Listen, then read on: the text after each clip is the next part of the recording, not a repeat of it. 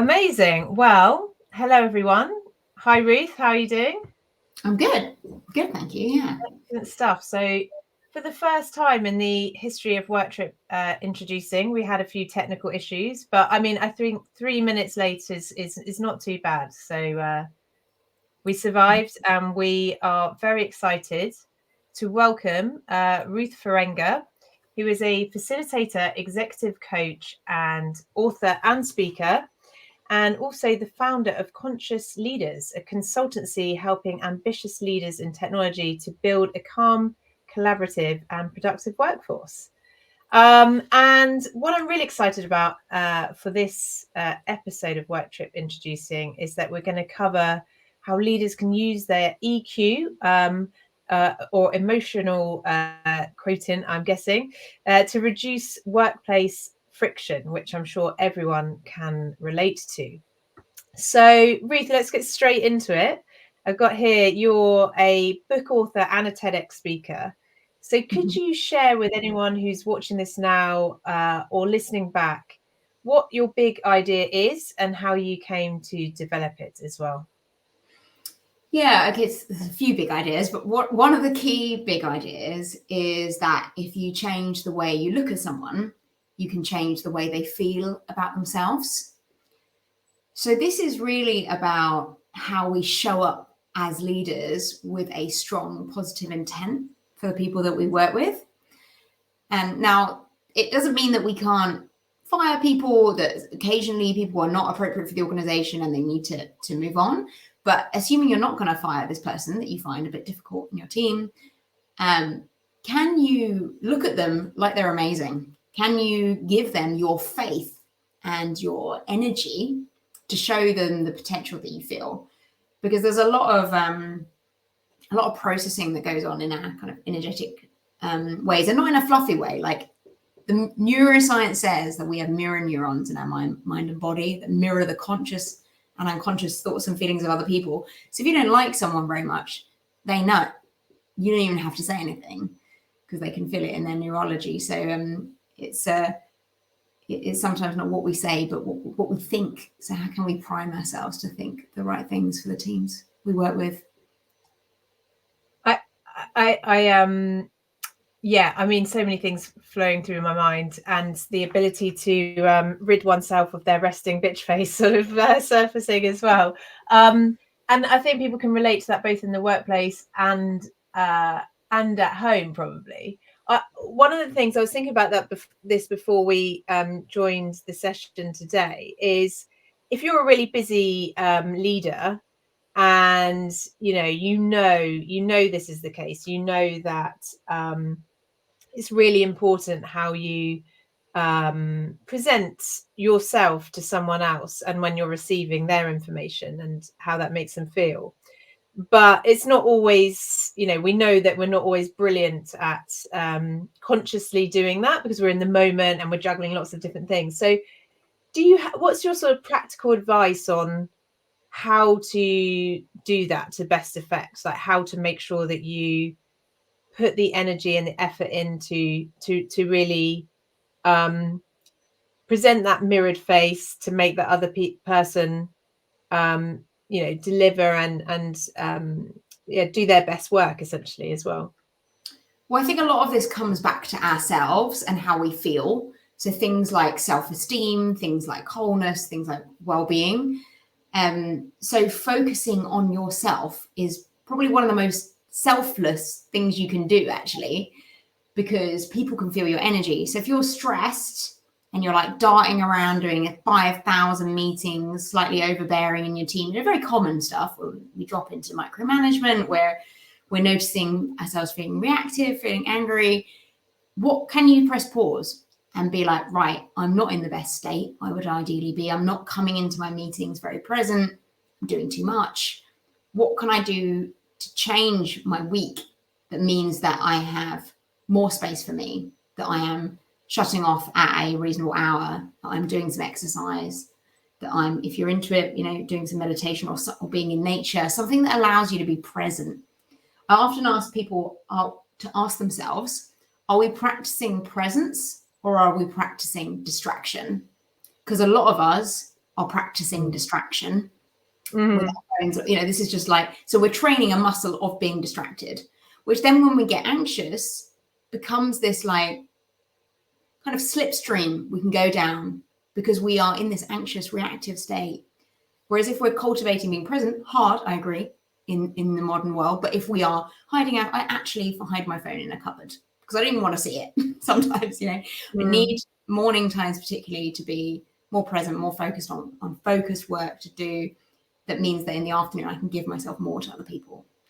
So thinking about time that is not in contact with other people, that's time for you, so that you have some resource, both well-being activities to support your life, but also then when in work that you have headspace for some things for you, even if it's an hour in the morning or whatever, or it's a Friday where you don't take meetings.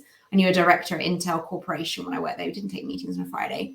He was like, Ruth, unless you're going to leave the company, in which case I definitely want to meet with you, do not put a meeting on a Friday because I'm clearing everything up. I'm trying to get ready for next week. I just need space. So how can you create space, I think, is a good question to ask yourself.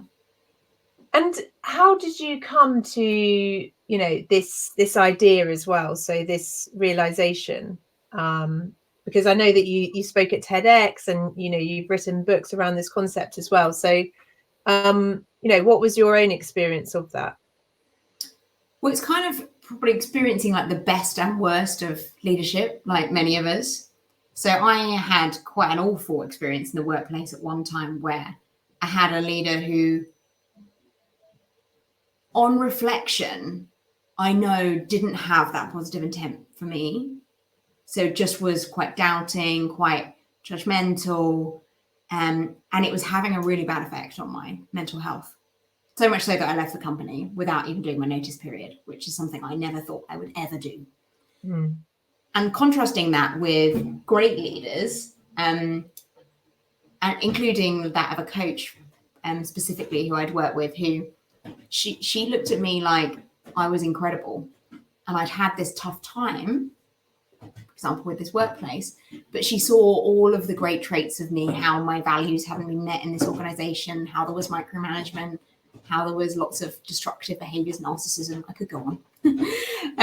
And she saw me differently, and that enabled me to see myself differently. And I think, those of us who have some emotional sensitivity, we interrelate a lot, we feed off other people's energy, we feel that attunely. So that means that you can pass on great or terrible vibes or anything in between to the people you work with. And I witnessed that not only like with, from my own experience, but through leaders I've worked with, through their stories. I interview regularly on the Conscious Leaders podcast, so happy to share more. But absolutely, I love that idea as well of, just even if it's, we've all got these sort of, unfortunately, sometimes back-to-back meetings, and hopefully people can get time where they're not doing that. But even if those meetings are really compressed, just having one moment to sort of gear up how you're presenting and opening and bringing that energy, I think is a really powerful thing. The other thing that when you're talking, I'm thinking about is how this is accentuated in our sort of digital age. So you've got now AI technology which can even derive how your emotional state based on your camera. So are you bored, are you engaged, are you listening, what are you doing? And there's something also about when we're relaxed, maybe not even tapping into what we're doing. And the other extreme is that you're sort of so consciously presenting an image of how you think you should be looking. That could be quite stressful as well. So there must be sort of like a happy medium, isn't there? Yeah, I mean, I think there is something in I don't love this phrase, fake it till you make it, but I think there's something in it. I interviewed one podcast guest called June Corrie. She was the founder of a company called My Mustard. And she had realized the value of like appreciation and noting when someone was doing something well, and be that just complimenting them on something they were wearing, something work they'd done. She knew how valuable that was. But at first it felt forced because she wasn't used to doing this, yet she knew she needed to. But having done it for a while, it just became natural and didn't feel forced anymore. So imagining someone has good intent, that they do care about their work, and they're just struggling right now, maybe in their personal life, maybe in their work, but believing in the capacity they have. One coaching kind of principle is that you need to be with the person as they are now, also see their potential emerging. So you're both present with them and like, I can see this amazing potential for you. And you don't even have to say it. You can just imagine it. What is them 10 out of 10 looking like in 2 years' time? Like, how do you see them? Because you can kind of, the way you talk to them will prime that potential. And they might go in a different direction, but it means you've got this positive kind of outlook for them, and you can see it. They'll start to feel it. Yeah, I think that's so interesting what you said about the not wanting it to feel forced. I think for some people they sort of have this integrity of I only say and emote what I feel, but yeah, it's flawed. It's flawed. Yeah, and I think like so there's that classic, it's very old now, but like that How to Make Friends and Influence People. I know someone who's reading it at the moment, and they talked in there about the example, I think it's even Lincoln. And before, he used to go around, he used to literally tell everyone what they're doing wrong and why. And then he realized it had no positive effect whatsoever. Like people weren't changing their behavior or doing anything. And so he sort of realized, actually, if I'm just and he was sort of quite, I think he was considered quite dour. And then when he was, engaged a bit more in this principle of like raising people up, he noticed it had this like, a much greater effect, and that it was going to be really important for him, both as a politician and actually affecting change. So there's really good research behind this. They call it appreciative inquiry. So anyone can look it up. And it shows that energy comes from noticing what's working. So say you have a big challenge. Quite often we go from a problem focus, which is known as like a deficit model. What's broken? Okay, yeah. Whereas if you start by thinking about what's working, so say there's poor communication in the company, what would we say is out of 10? I know 3 out of 10, 4 out of 10. Okay, so what's in the 4? What is working? And then building from there. And it's not a kind of positive psychology where you'll have to blank out all the negative stuff. It's noticing, going around, hearing from each person what is working. Then we have energy to generate the solutions to the deep down problem we have. But if we start by going, well, this is broken, and that, we are all going to be flat, and we're going to be like, right, shoot me now. I'm ready for a coffee.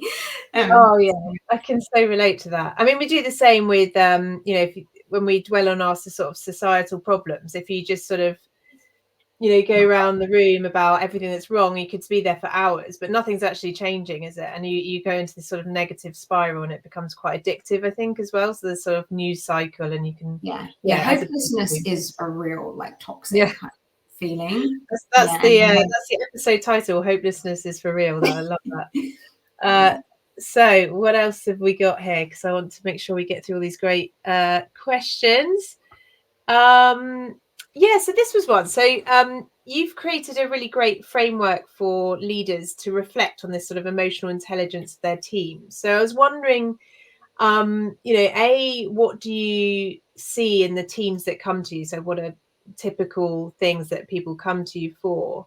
And sort of any trends around teams that go through that process of using a framework and how they find that useful also.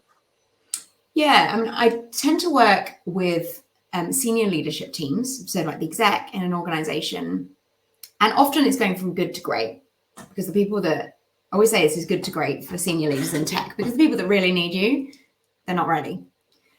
The commonalities are things like not feeling aligned in the leadership team, feeling like there are egos pulling in different directions. Feeling like people have maybe alternate agendas. Doesn't have to be really big, but there's stuff meaning that you're like, I don't know whether she or he I can really trust. And trust explicitly, so a lack of a bond, like a personal care, a deep care to act on behalf, go above and beyond for the members in the team, and really to better cut out the noise and like head together. One participant who came on an away day, she's a chief product officer at an organization. She said, I want us to be our first team. I want this exec team to be here for each other first. We've all got our own like priorities, areas, but this, you know, this is, we are, without each other, we're really messed up. So that's where kind of a lot of people come into. And often people will report there's issues with the middle management, blah, blah, blah. But there's no point me working with middle managers if the top isn't working on themselves. And a lot of the trends are things like, and I created this model, which is based on 4 years of interviewing for the Conscious Leaders podcast, of what the top traits and behaviors of the best people leaders I can find. So it's things like the strong intention we talked about, managing yourself, like your own like habits and behaviors, things like listening, psychological safety, things like directness. A very, very common trait in teams is a lack of directness. But directness needs trust. So in order for me to say, hey, Sophie, like, I'm not sure if the direction you're going in is quite right. Can we talk about it? I've got a bit of feedback I've been thinking about.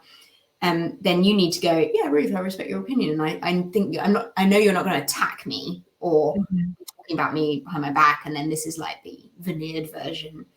So having direct conversations is a real area.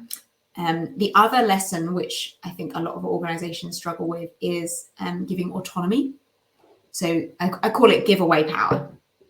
So allowing others to take responsibility, take more decision making, and allowing the leaders to let go and to allow that. Again, comes back to trust, comes back to a certain extent having some of the right resources there for you. But also, quite often there's a psychological hanging on to, you know, we've all done it. We're all kind of a little bit too many fingers in too many pies, when we need to be operating more of a coaching style of communication, where when someone comes to us with a problem, we're like, you know, what is, you've given me this vomit of your problem. What is the key question you're asking yourself here? Yeah. What do you think the options are? To balance them, which do you think you might do first? And are there any obstacles I can get out your way, or do you think you can handle them yourself? Sort of thing. So it's so true. You know, when you have those knotty problems and you're sort of like mulling through it and going over it, and it's, I mean, I find it incredibly useful having that dialogue and being able to then work backwards and suddenly, you know, deconstruct that problem. But I find, you know, through a conversation and through that coaching that you talked about, that's it suddenly becomes apparent which direction you need to go in. So, yeah. And coaching is a very misunderstood area. A lot of people think it's mentoring, which is kind of giving advice, but I train a lot of leaders in coaching skills, and it often it's about what we were talking about at the beginning as well, this presence, like being present, being still, really hearing where someone's at. And then you can start with the kind of priming questions and the feedback but a lot of it starts with how we show up first, because we're trying to get the other person to realize how capable they really are. And in fact, they don't really need us as much.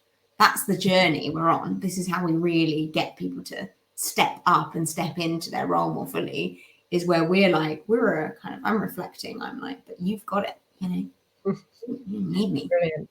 So we have a question here from Sally. So the question is it easier or harder, do you think, to be direct in person versus remotely?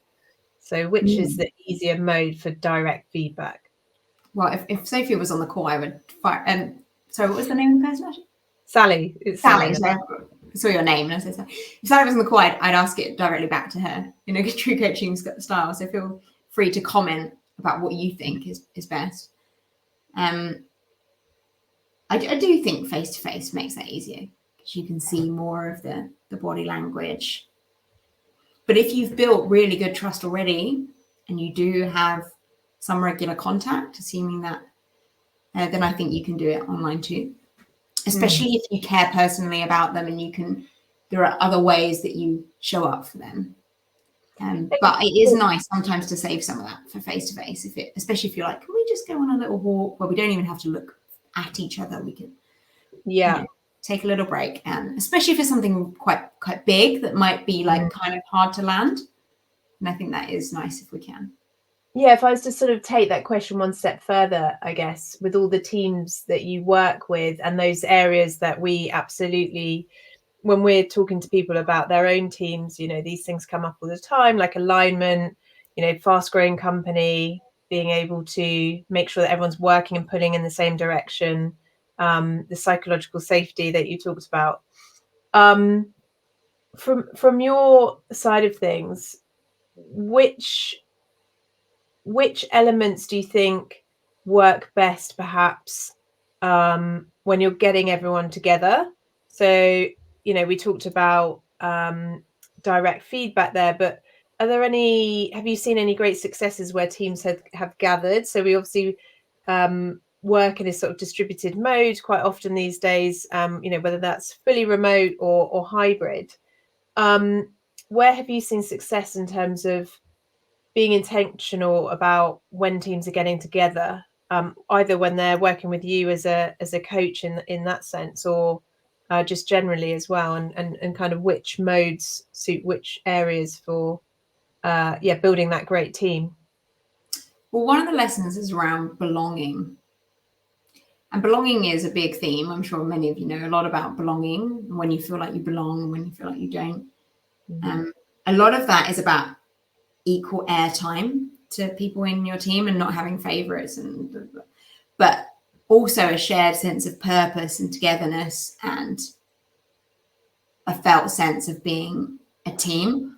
I think that's quite hard to really achieve remotely. But if you can drop in once a quarter, or even if it's twice a year, you know, maybe your budgets don't allow once a quarter and you've got people in the States and, you know, it's more difficult or something, then to bring people together and allow that level of connection, then I think you really build belonging. I mean, the lesson scaffold. So something like intention is something you have to look after yourself first before you can help anyone else at all. Then you know to bring your strong intention for them. You need to listen, and then you can offer more directness and give away. So a lot of them will be heightened by a face-to-face state, but I think it results in things like belonging. I think really. The other one that comes to mind is being more vulnerable, which is a very controversial subject, and we could have a whole half an hour on vulnerability because it's amazing, but very difficult for some people, especially who are not taught to be vulnerable as a child. But those moments at the bar when you share something about something you're finding really difficult at home, or you know, something you're working with, that builds a lot of care and connection. Yeah, I certainly find that you know, when our team meet up, there's something about when you're in person that almost the leading element, or like there's a good allocation of time to those personal aspects, you know. And of course we open meetings with how are you and get into some of that, but perhaps there's something about the digital mode, I think, which, you know, it keeps that quite efficient somehow. Whereas perhaps there's just more moments and more informal moments. And we need to allow the space for that in our offsites. Like, we don't, you know, I love it when there's like 45 minutes for coffee at the beginning, or even half an hour. There's a good hour for lunch. There's maybe even longer if we've got time for a walk, especially if we've got a couple of days. At the end of the day, finishes sharp, you know, there's opportunity for socializing. That's where the real learning happens. That's where a lot of the learning, you know, when I design these events, you know, you have to give space for people people are normally like, when's lunch? When can I talk to my mates? And when can I really connect? You know, they may tune into the content more if they're finding it, but they're going to want to go in like, oh, I need to actually connect with people here. Otherwise, I might as well be online in a. And I'd love to delve into that a bit further. So, can you tell us a little bit about any of those offsite or on-site experiences that you've curated and designed, and what you found really essential in terms of them being successful, or conversely, where you've thought, oh, okay, I would do that differently next time. But yeah, any reflections on those moments? Yeah, and depending on the client, it's quite, what I always try to say, it's a mixed group of leaders and employees. I always encourage the leaders to take their leadership hats off and be one of the team. Sometimes they want to make a few announcements at the beginning, or they've got a few things they want to get into the day. Fine, if we can know what they are, we can point to them. But really, what people are going to want to see is them as a normal operating person in the group. So what really doesn't work is when I've let in an offsite a lot of telling slide-based work that before I would kind of slot in and do my session. One time, actually, a client came to me and said, so we've got quite a lot of disengaged senior leaders, and I'm wondering if you could come and do a talk on culture. And I was like, oh my God, can you imagine a group of disengaged senior leaders, and Ruth rocks up and does a talk on culture? They'll be like, right, this is awful. So I was like, well, how about let us run the day, me and a co-facilitator, and we'll get them doing the talking. We'll get them spending a little bit of time on the past, the struggles, from a place of inquiry and what's working as well, but also having a chance to actually acknowledge what's been tough before we can start building a vision for the future. Quite often when companies have had hard times, they're like, right, brush up on the carpet, let's move on, go, business as usual. Everyone's like, freaking psychopaths back there, and I nearly lost my job, and then this happened. So I need time to, maybe it's only an hour, but we need some time to put that to bed before we can start building this vision of the future and really start committing to great things that are going to make a change. So I think allowing the employee voice as much as possible, allowing as many interactive exercises as possible where people get equal time to speak. There's really good psychology, specifically around safety and psychological safety, that the root cause of that is having a voice. So designing exercises that allow everyone to speak. I love that. I mean, it's making me laugh because when the idea of WorkTripp was an idea, one of the research calls that really stuck with me was an ex head of people, and she was like, the old world is absolutely that. Like the CEO stood up doing their broadcast, communications for good couple of hours in the start of the day, and then maybe some more content, and then everyone getting drunk. And then her point was that the world is changing. Younger people especially just want it to be way more dialogue based, and they are yearning for that, especially now. And we might as well do that online. If you want to talk at people, give them a recording, they can watch it in stages and have breaks and things, or even if you've got an announcement, you can get them to watch a video before. It's thinking about this space, this really valuable space you have together, is how do you want people to feel, and working back from there. And do you have any talking about spaces, do you have any favorite spaces that you love to return to deliver your offsites, or any places that you've had great experiences? There's a really nice space in London, kind of smallish space actually, called Anomalous Bee Space.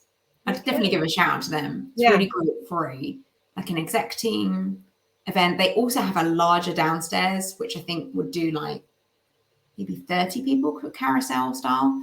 But the upstairs is more, is maybe up to 8 in an exec team. Yeah, that's a lot of light, not an expensive venue, great for small to medium size or even large tech companies. But budget is an issue. I think the quality is very high there.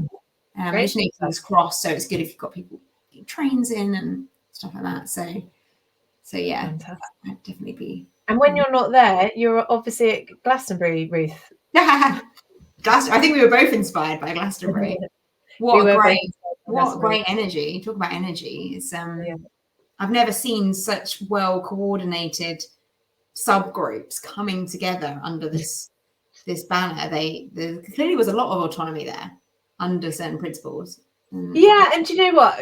I remember watching that you have that main pathway, watching people walk past me and thinking it would be fascinating if you could see their job titles above their head.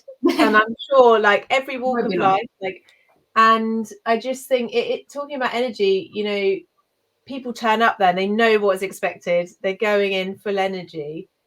And partly I feel like you then take that off when you go into the world of work. I think that has changed and is changing, but wouldn't it be great if you could apply some of that, like keep that level of energy up? And why do we feel that we have to dial it down? You know, we don't want it at Glastonbury levels, but maybe a couple of why not? Like, I guess with the right culture of company, it's all about what is appropriate in terms of the way we. And I do know some companies are very playful and really like they build that in. They're very, you know, they're very human. They're very energized, and others that are more like straitjacketed, and it depends on what people want from their company. Some prefer it more straight, others really want. I think a lot of generations are just like peel off the mask, like give me this shit. I want to kind of, you know, I want to know who you really are. Exactly. Who are you really? What do you really care about? I want to know that. So Ruth, we're nearly at time. We're definitely going to give your it's next level leadership. Look, I have the book. We'll give that a good plug. Are there any other books that you would love to reference that you've enjoyed? Books, podcasts, or people or projects that you'd like to give a shout out at the end of this?